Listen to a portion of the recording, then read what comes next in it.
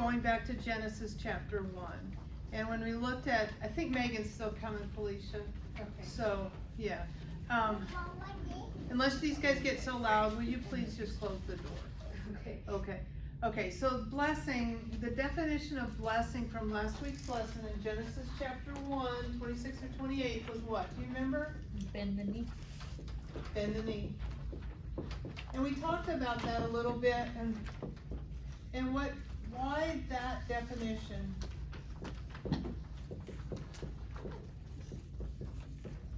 Why that definition? Why did God say that and use that word and inject that term into the circumstances when he first created people?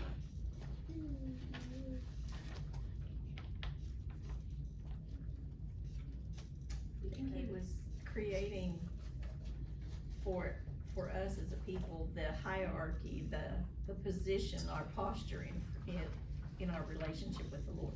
Yeah, this was a reality.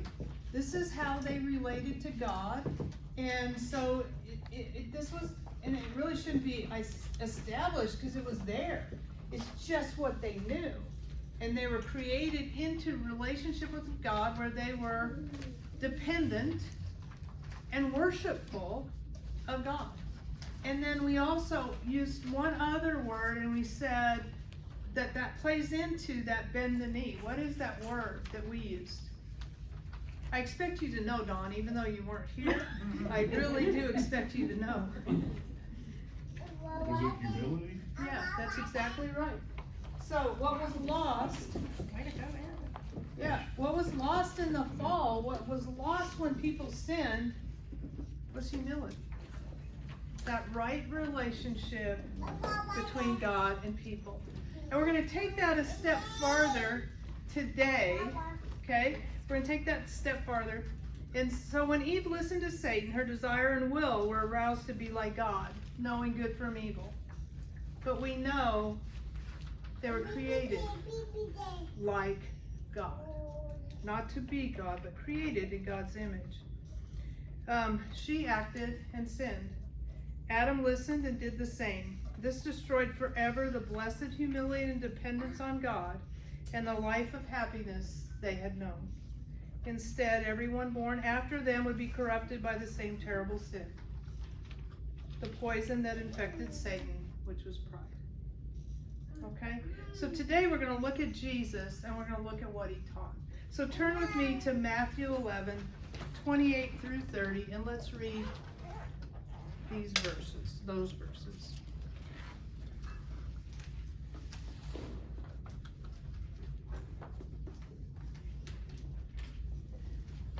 And while you're turning there, I want to say that the next set of verses that we're going to look at, I've taught those verses many times, but I've never have taught them the same way that we're going to look at it tonight.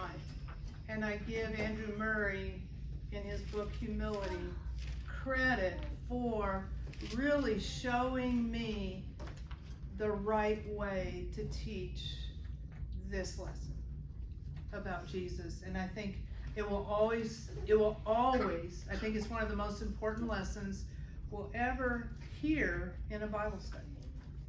So let's look at Matthew 11. Would somebody read 28 through 30? Come to me, all you who labor and are heavy laden, and I will give you rest. Take my yoke upon you and learn from me, for I am gentle and lowly in heart, and you will find rest for your souls. For my yoke is easy and my burden is light. Okay, so Jesus used two words to describe himself in these verses, and what are the two words he used? So in Matthew 11, 28 through 30, he said he was gentle and humble. So we're going to define the gentle, the humble, and what he meant by in heart. Okay? So how would you define gentle usually is considered a weak word, a weak personality, a weak characteristic. But what does gentle mean? What does gentle Well, I'm mean? thinking of how you handle people, You're exactly right. gentle with people. So gentle is the right amount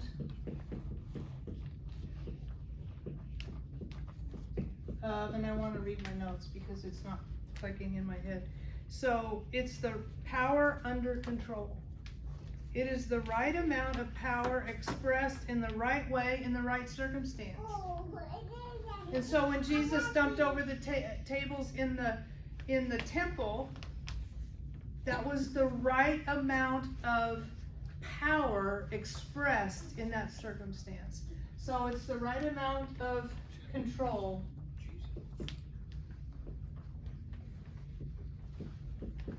used in this circumstance. Remember the first time I ever heard that word and that definition of the word, and I knew that I was so far from the definition of that word. Okay, so what about meekness? Well, I mean lowly, excuse me. Modest. Okay, modest. What else would we use for lowly? Is that gonna be like humble? Yep. Oh, you already have that word there. Humble. And that's not humble Texas either. Humble. Humble in heart. Okay, so when he talks about being in heart, what does he want us to understand about his heart? He wants us to know these two characteristics are the core of who he is. And when he says in heart, what does he mean by that? It's character. It's his character, okay? So often when we think of heart, what do we think? And that's what we need to differentiate between how we think about heart. If you're going to say something, somebody did something out of their heart, what do we normally associate with that? Feeling. That's not what this means. It's not what this means. So when he says it's in his heart, what is he saying about himself?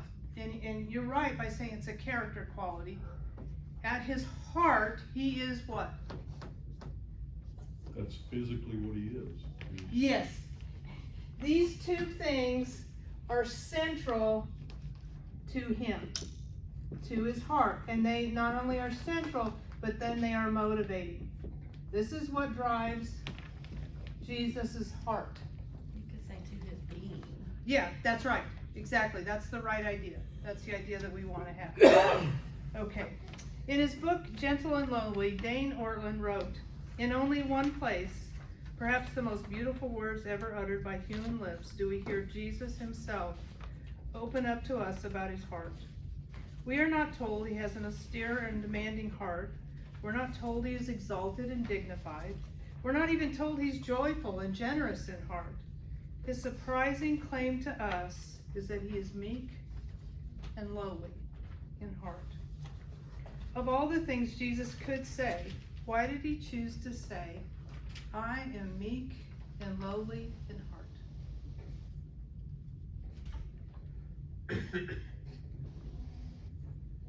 Because it's welcoming. Yep. It makes Jesus approachable, God approachable. What else? Why else would he say, want all of us to know he's meek and gentle in heart? Like setting the example. Okay, an example.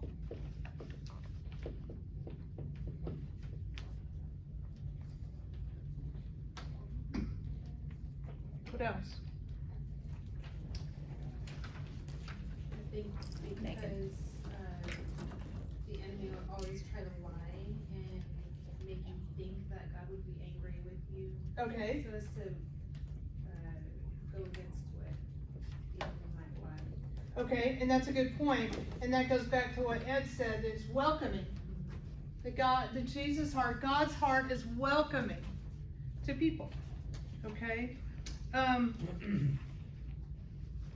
I think another thing for us to consider with those two definitions, another thing for us to consider is there's something about that we don't know. we don't fully grasp, we don't fully realize that he's trying to tell us. Okay? So what does he tell us? Well, about humility, which he's gentle, he's humble at heart. What does he tell us that he will give to us in those verses in Matthew 11? What does he tell us he will give to us? Rest. And he says that how many times?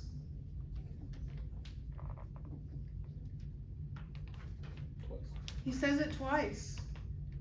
Rest for our souls. And that's that sense of what? What does rest for your soul mean to you? Peace. Comfort. He also says he's meek and lowly in heart so that we approach him because he's telling us something about our relationship with God. And what does he tell us about our relationship with God?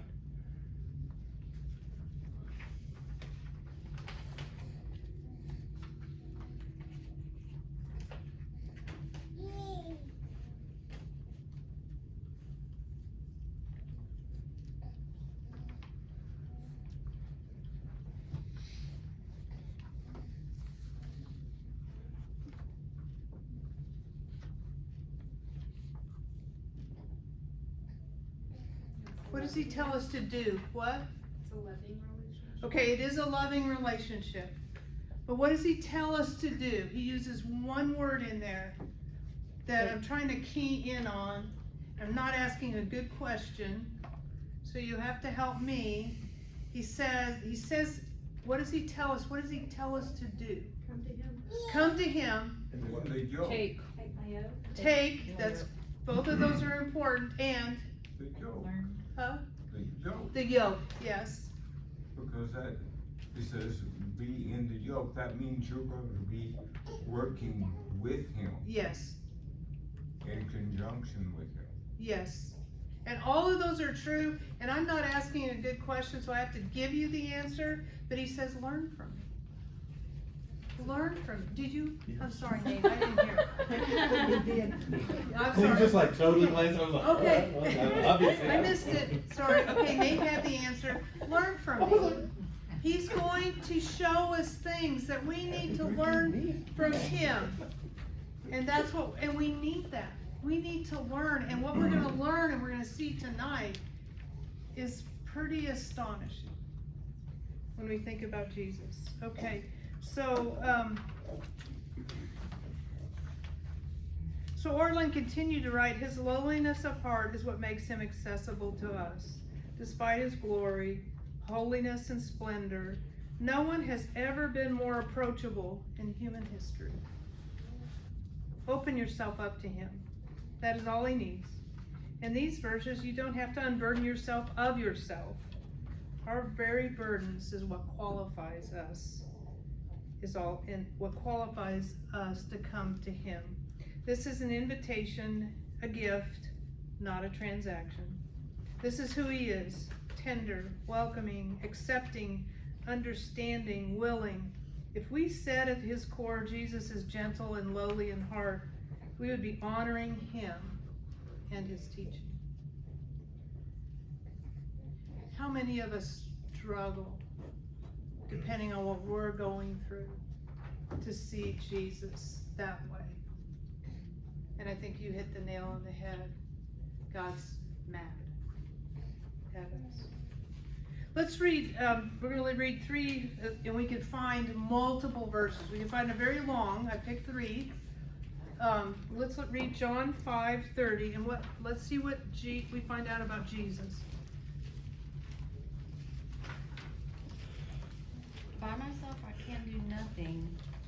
I judge only as I hear, and my judgment is just, for I seek not to please myself, but him who sent me. Okay, what is Jesus teaching us, teaching his disciples in those verses? And everything he does comes from God. Okay.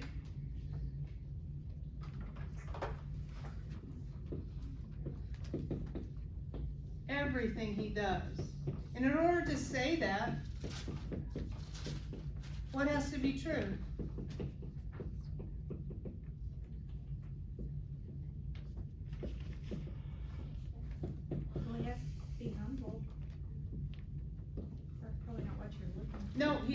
he does have to be humble.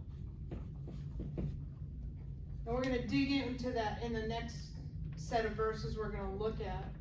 But in order for him to, everything he does comes from God. What has to be true of him? He's in communion with God all the He is in communion. Well, you have it written here, dependent. Do I? Oh, that is just wrong. Okay, yep, he's completely dependent. And he's okay with that, and he's God. And that's an interesting characteristic. So what does John 7:16 tell us?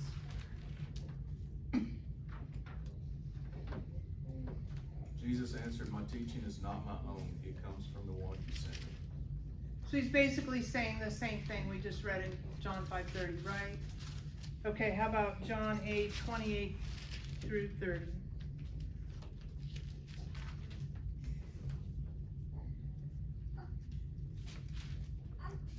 When you lift up the Son of Man, then you will know what I am, He, and I do nothing on my own initiative, but I speak these things as the Father taught me, and He who sent me is with me, and He has not left me alone, for I always do the things that are pleasing to Him.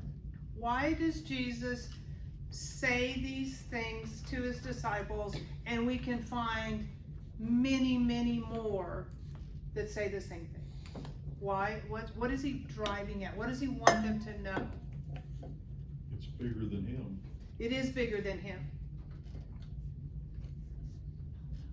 For sure. Anybody else? It's His plan, you gotta stay connected to Him. Okay. Anything else?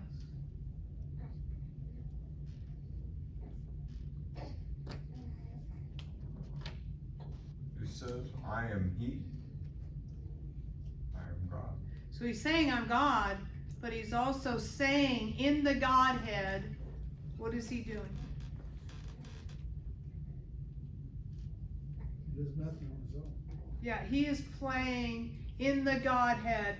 He is playing a subservient role in the Godhead. Just what the Father is taught. Yep. Okay. So we want to dig into what Paul wrote.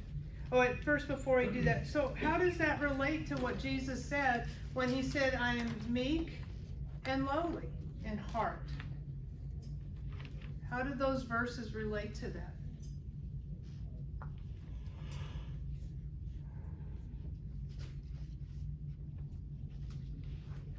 That is a way of being subservient. What now? That is a way of being subservient. Definitely. God. Being meek and lowly. Okay, and we're going to look at this a little closer. Turn to Philippians 2:5-8.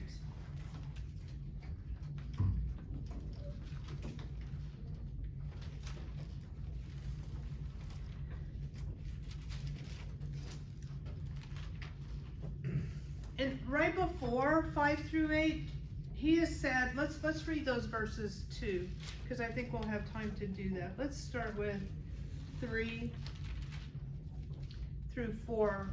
What do we see that he says in 3-4? Let's read that. Do nothing out of selfish ambition or vain conceit. Rather, in humility, value others above yourselves, not looking to your own interest, but each of you to the interest of the other. How common is that today? Right.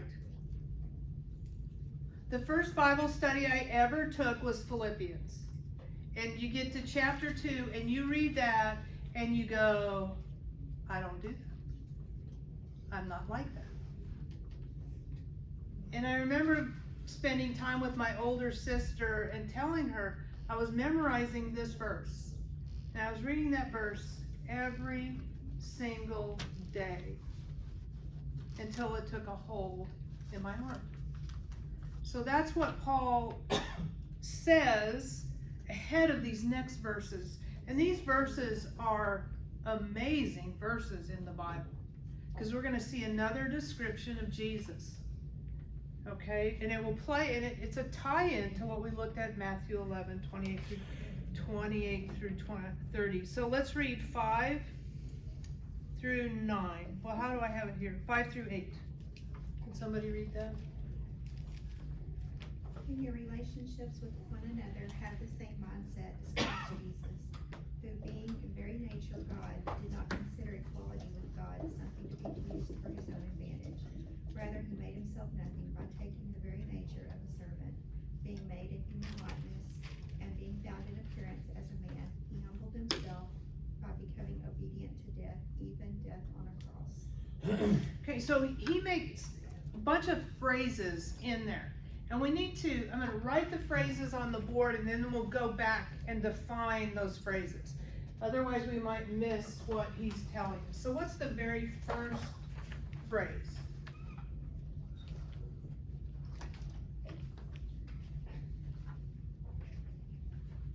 Be mindset of Christ in our relationships. Okay, and that's in that previous verse. Oh, okay. Yeah, but I want to just focus in on Jesus right now. But that's an important repeat for sure. Okay, so what is the first phrase about Jesus? Form of God. Yep, he existed in the form of God. Okay, so what's the second phrase? Did not regard equality with God a thing to be grasped.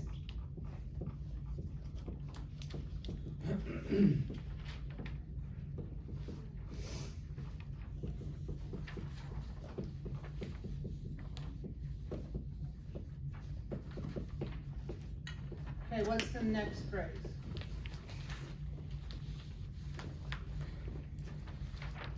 Emptied himself.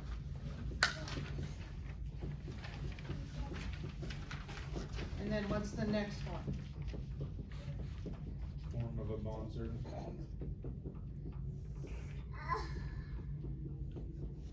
You know you're having trouble when your granddaughter is sighing. That's what you said before. And then what's the last one? Two more. Oh yeah, there's 6, yeah. Made in the likeness of men. I'm out of room. And what's the last one? Found in appearance as man.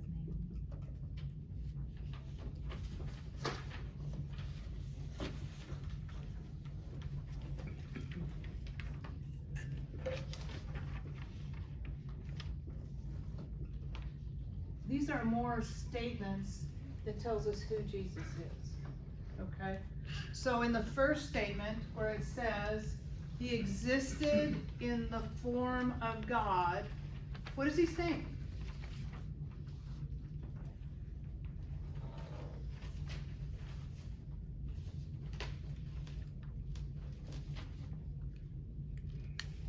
And he's part of the deity? Yes, he is. He's always been God. He will always be God. And that's exactly what he's saying. He's declaring that he is God. And that never changed even when he put skin on. That's what he's telling us, okay? So he's always been God.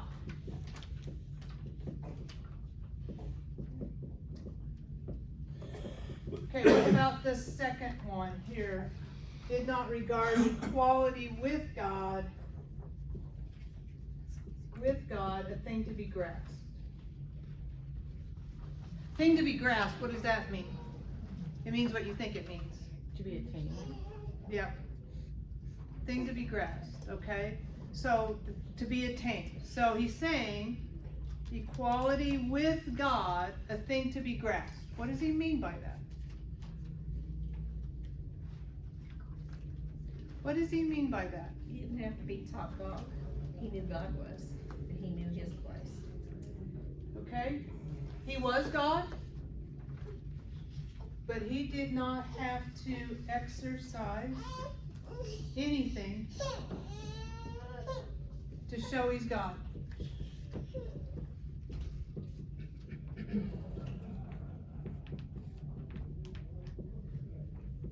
He didn't, okay, and I'll say that in just a second. So he refused the rights as God. He refused to be honored as God. He didn't hang on to any of those things, even though he was God. Okay? What about emptying himself? Some people think that this meant emptying himself of his Godhead, but based on these two statements, that's not right, right? So when he's saying emptied himself, what is he saying? His will. Me.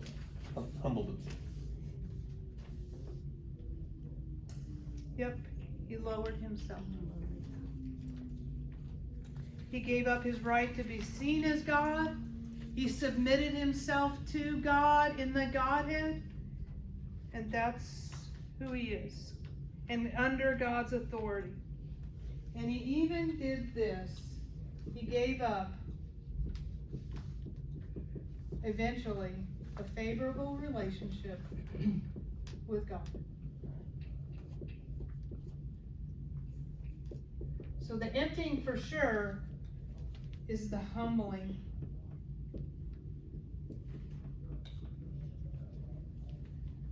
What about the form of a bondservant?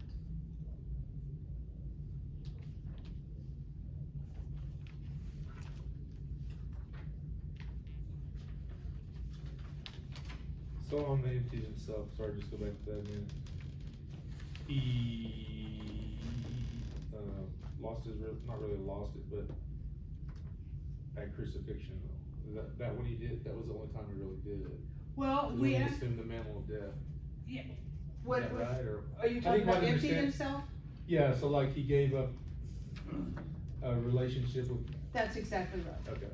That's exactly right. But the humbling part was the entire time he functioned on this planet as a human being.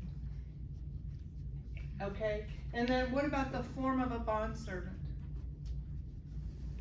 Well, back then, a servant, even a servant, is considered the lowest.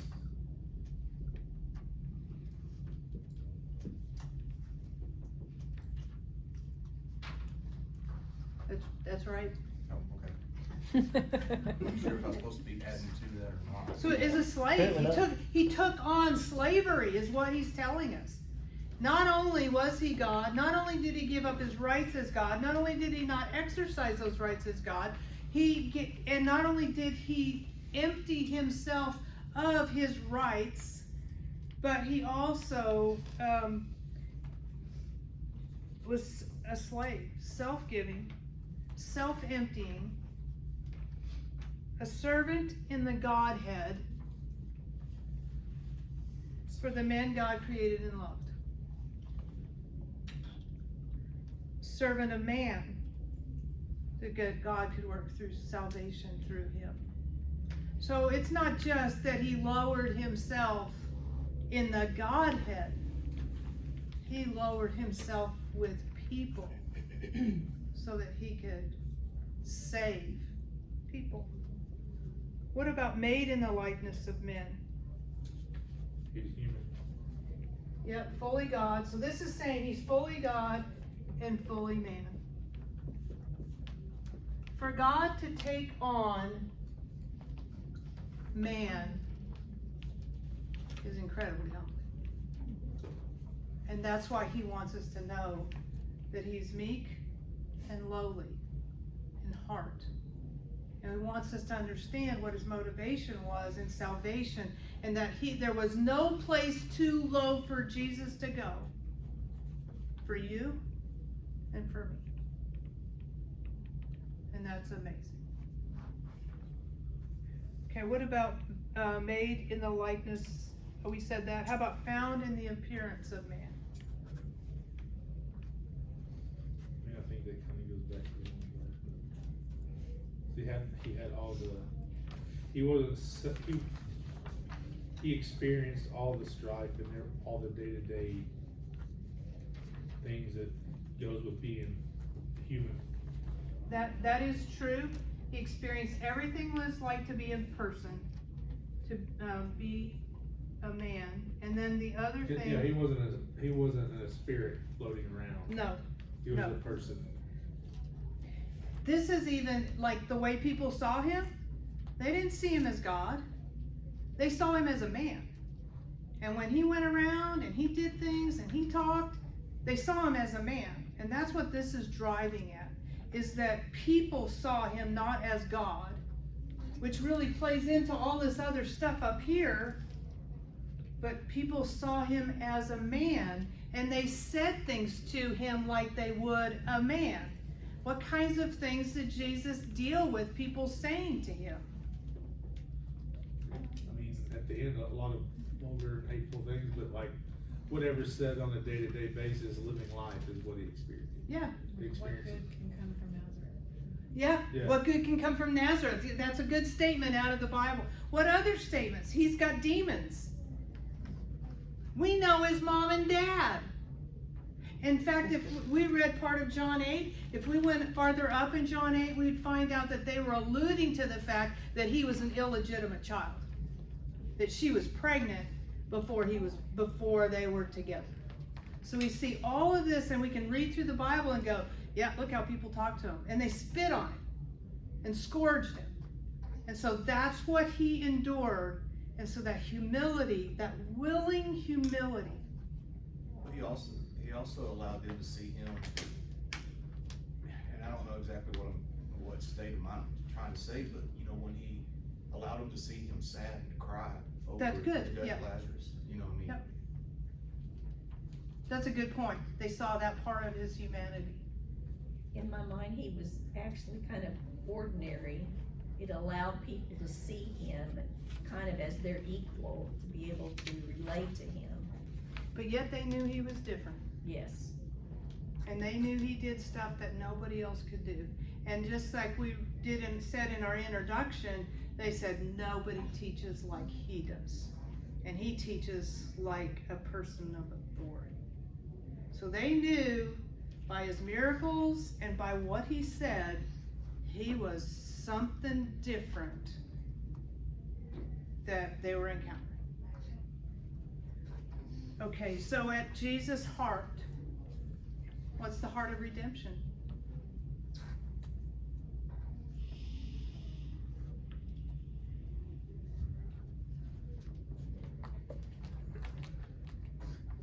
Go back and look at 8. Let's read verse 8 again. Pick that end of verse 8 up. What's at the heart of redemption? Obedience. Obedience for sure. He did what he was the servant of the Godhead. So obedience was at the heart of redemption. What else is at the heart of redemption?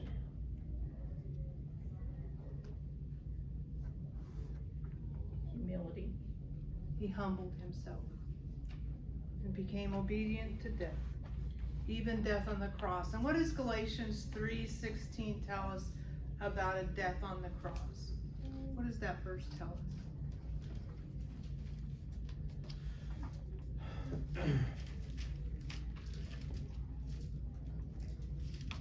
Keep a hand there in Philippians because we're coming right back. Galatians what? 3:16.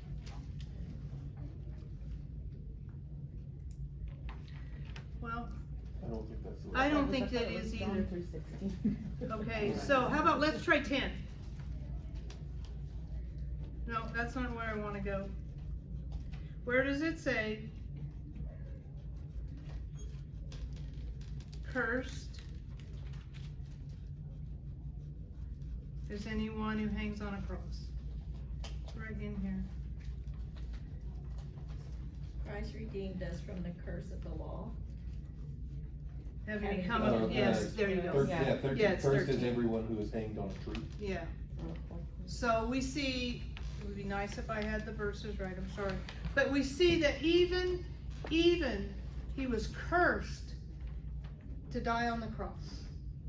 And he was willing to be recognized in that form because he knew that was the only way to save the people that God loved.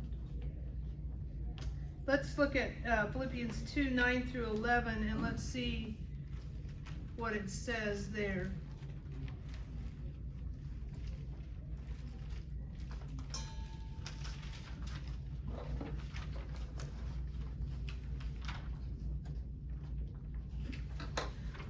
Therefore God has highly exalted him and bestowed on him the name that is above every name, so that at the name of Jesus every knee should bow in heaven and on earth and under the earth, and every tongue confess that Jesus Christ is Lord, to the glory of God the Father. So we have this humbling in the Godhead, humbling before people, humbling, dying on a cross, giving up his favorable relationship with the Father, bearing our sin, God turning his back on him. Why have you forsaken me? And we see here, what do we find out about Christ? The result of what he did.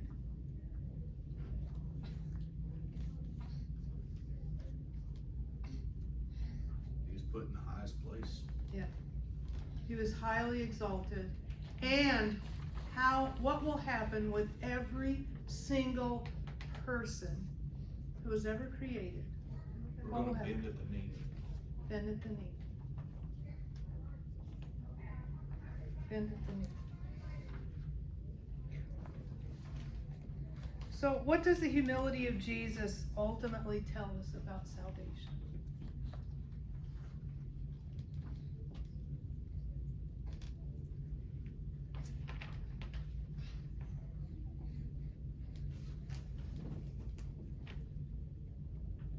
That's our ultimate goal, to be humble like him. And that is true. But what does it tell us about Jesus? That he went through all of the things that we talked about. He willingly went through. And what does that tell us about it's at the heart of redemption?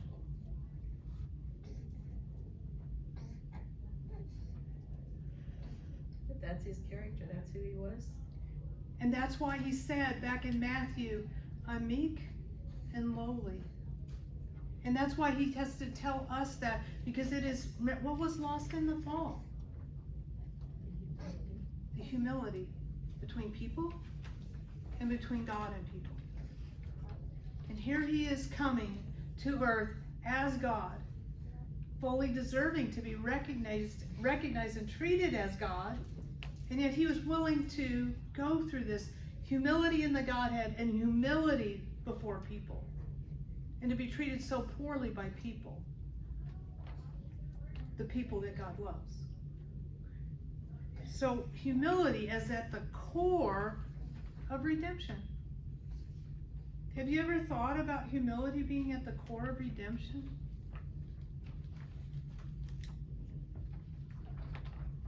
It never hit me the same way as I've looked at it before. Almost mechanical. Yeah, he did that. Yeah, he did that. I wrote essential. It is essential. Because he loves people that much. I mean, it kind of, even though it's not, it should be obvious, if you have God coming down and humbling himself to be one of us and teach us how we should be, then that would indicate that maybe we should have humility. Right? So that's a good segue. Let's read Luke 9, 46 through 48. Let's read that. And along with that, you kind of answered that question above that. What does the humility of Jesus ultimately tell us about salvation? Jesus came to bring humility back to earth and make us partakers in it. Now, before we read that verse in Luke, who's that? Tony Robinson? Is that his name? Robbins?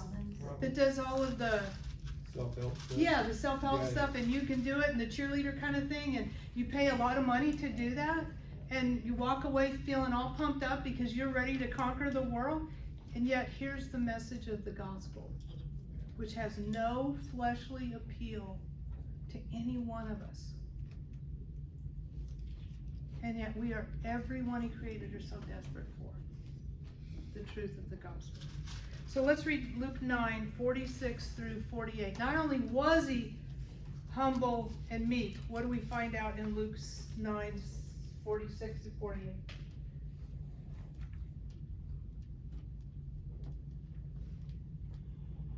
and an argument arose among them as to which one of them might be the greatest.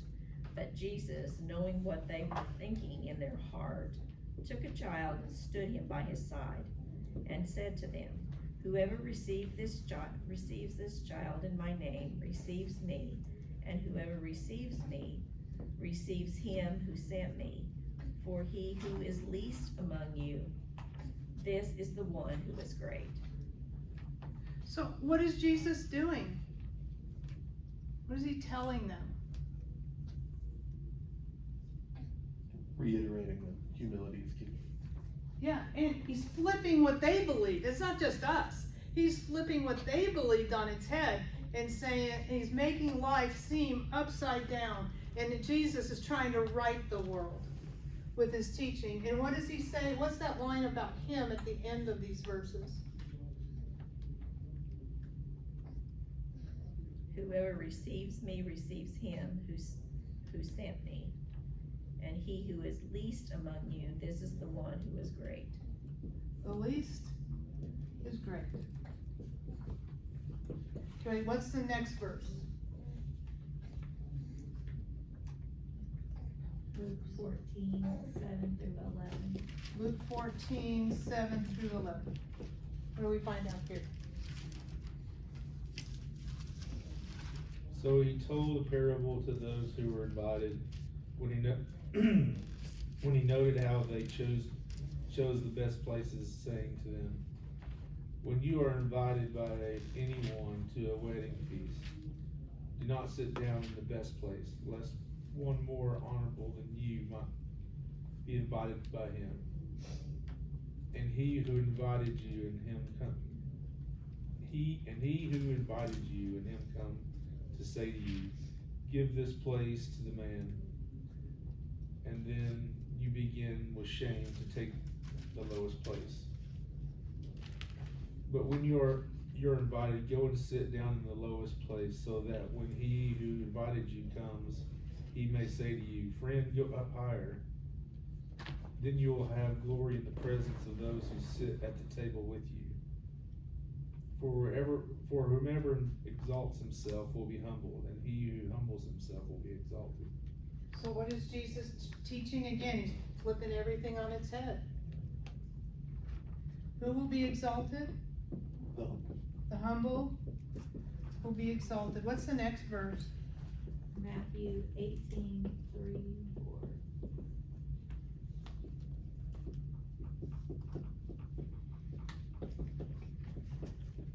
Okay, and what somebody read that, please?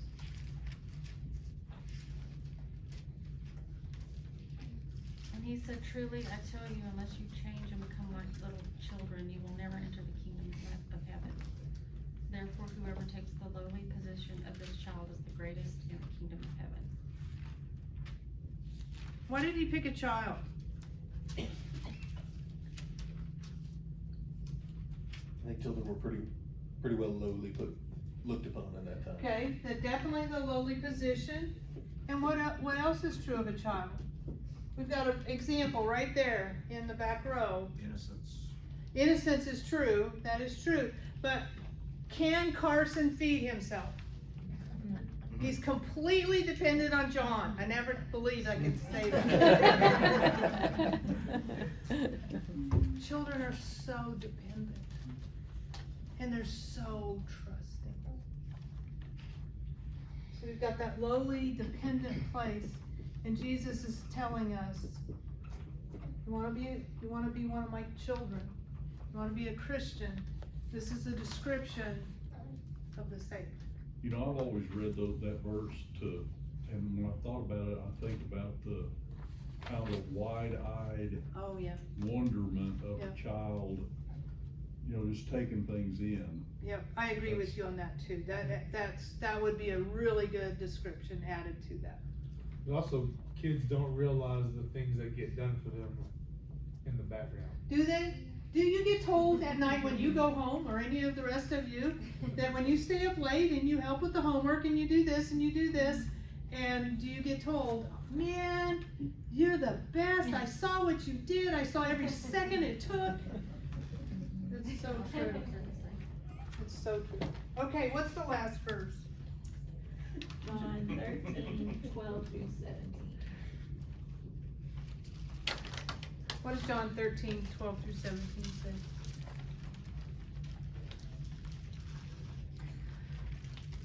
So when he had washed their feet and taken his garments and reclined at the table again, he said to them, "Do you know what I have done to you? You call me teacher and Lord, and you are right, for so I am.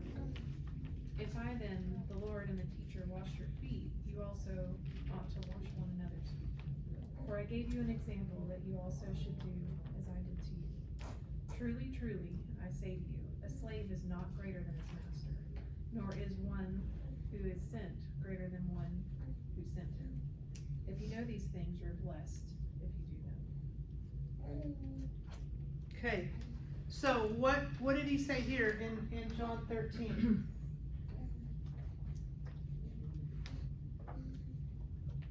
He said, "I'm showing you what you need to be doing." Okay, I mean, he's given examples all the time, but this time he was like, "Dude, this is what you need to do." yeah, and he makes a really important point in showing them. What is that important point that we haven't introduced yet about showing them? I'm not asking you to do anything I haven't done. Okay, I'm not asking you to do anything I haven't done. And there's something else I'm looking for. That is true, Ed. Action versus just mental It attitude. is true. All of that is true. But he's introduced something that we haven't seen him introduce before.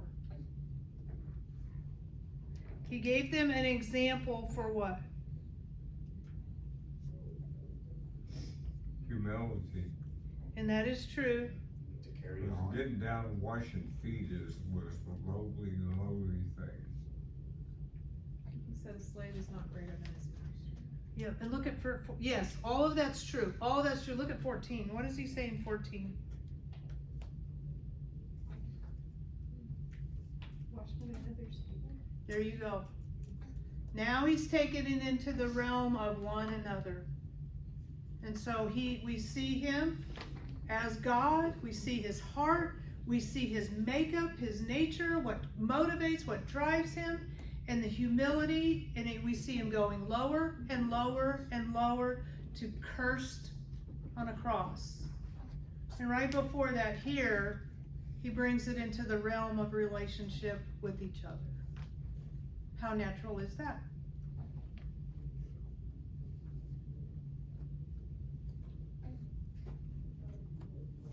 None of these things are natural because they were lost in the fall. And so as God, he's saving people and restoring people in relationship to him and with people. Turn to John 15:13. Well, let me ask you this, okay? Think for a minute. Why do you think he's taught his disciples about pride? He taught them who he was. He taught them about pride. Why do you think he taught them about pride?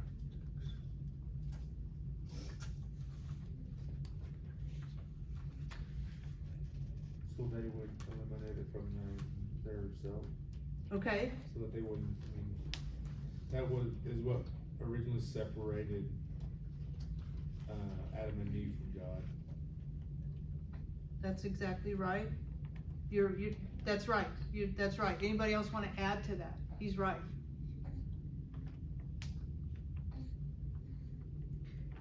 I think it would be good to say that they really didn't understand the grip that pride had on their lives and the destruction that it caused in their lives and their relationship.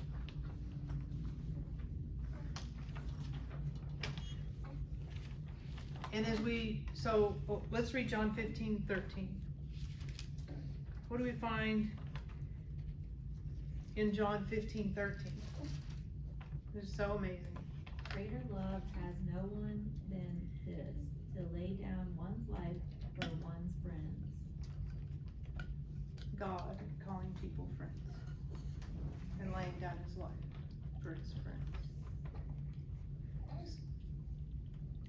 Does anything strike you as we are talking about the humility of Jesus in your thought process.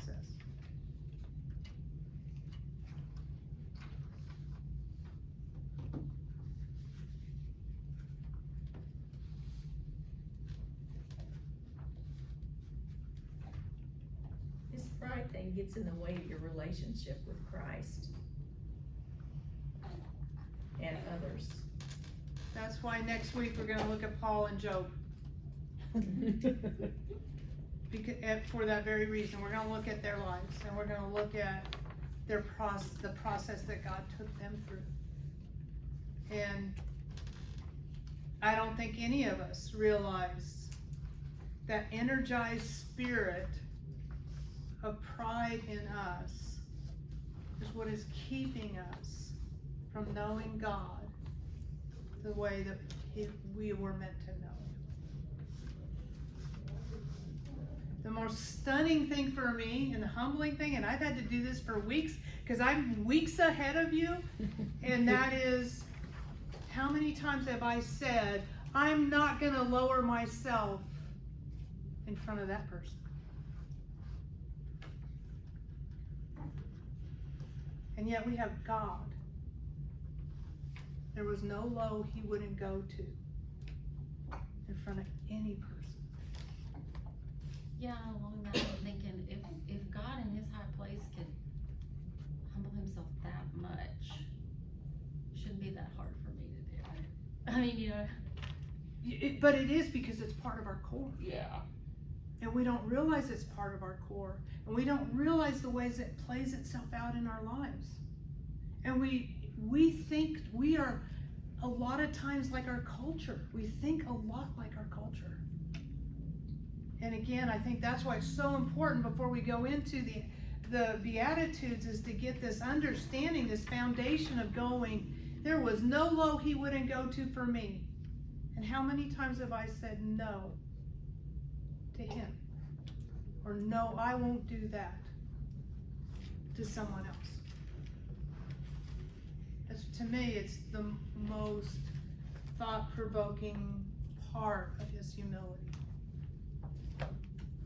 and exposes the pride that I don't always see.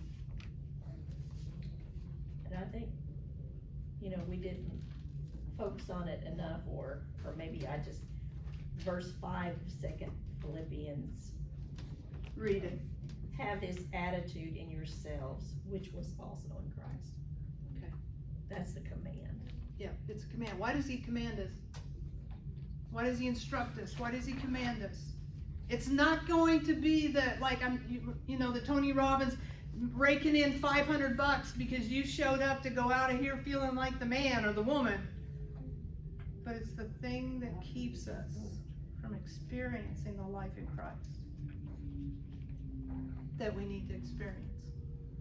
We're meant to experience. And even overcome some things in our lives. Anybody else? And Jesus did it for free, right? Can we be that humble? Does that make sense? Like, is it humanly possible? I mean, I guess it was for Jesus, but He's Jesus. Right, that's a good point. And we're not going to dig into it tonight, but we will be going down that path, because that is a really important point. And that's a fair question. But I think the first step in that is the exposure. Oh, look in that mirror. Well, and my thought process, is it a certain type of pride? Or is it pride in everything? Well, we're taught to have pride. Well, it's like I think you have to have a little bit of it, right? Otherwise, why would you shower? Like, I mean, what's the point? No, but I'm a little bit Right, confused there you about go. that. Problem solved. Come in here looking homeless on a day-to-day basis. Simply because from the day that you start breathing, there's things that you do. You make your parents proud. You don't want to disappoint. How does that work into? I guess that's why you'll come next week, and the week after that, and the week after that. Because those are all really important questions. And we're gonna look to Jesus to answer those questions for us. I have read the book and the one. What? Don't ruin it. The Ortland book She read the Ortland book, yes. on grace, and I'm telling you what, it totally changed my whole mind about who Christ was. But he makes a comment in the first chapter that only as we drink down the kindness of the heart of Christ, truly understand his meek way, his lowly way, his gentle way of dealing with all of us, that will we be able to show glimpses of this divine kindness to the world around us. And we may never get to that point where, because we're never going to be perfect in humility, never, and that's why there's grace. But the more that we have Christ and understand who Christ is in our life, the more it changes our heart to want to be more serving, more humble, more obedient, more. And he all really whatever is Christ inviting all of us into that place. That salvation is inviting each and every one of us into that meek and lowly place. First with him. Kind of like what I used to tell my junior high kids and stuff, it's not about perfection, it's about the pursuit of Jesus. Okay? And I think that we're gonna enjoy actually walking through the Beatitudes. And I think, again, that's why I really wanted to do these 3 lessons before we jump into them. Because what would happen if we started looking at the Beatitudes? What would we do? Ain't no way we gonna be that good. Well, or, yeah, and that is true, John. Or we're gonna start doing, well, I'm doing okay with that one. Let's start checking boxes. And that's the last thing God wants us to do, is be comparing ourselves to those to check the boxes. Because he wants us to transform our lives. It's not a checklist that you can do. No, it's not. And we're gonna, You can't do it alone.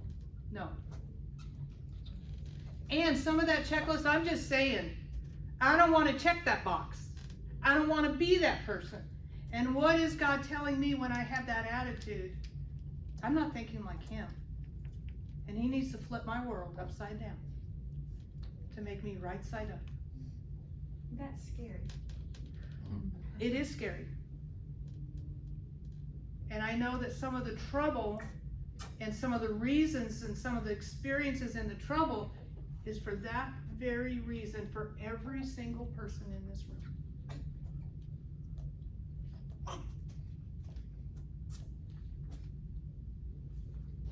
Anybody else?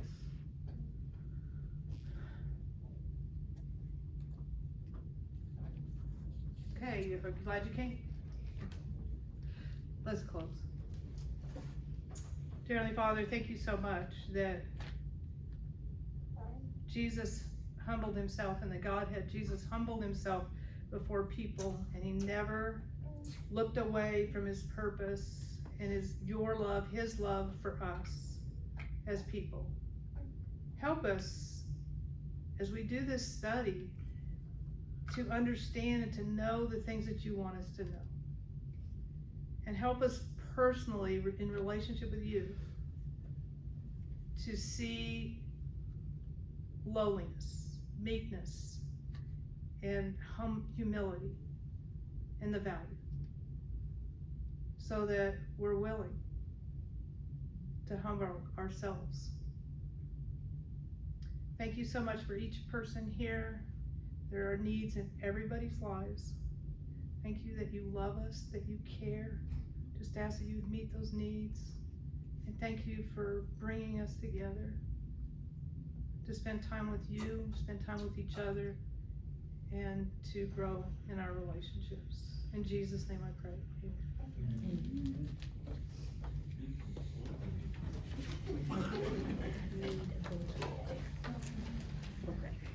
Lisa, are you gonna hire John?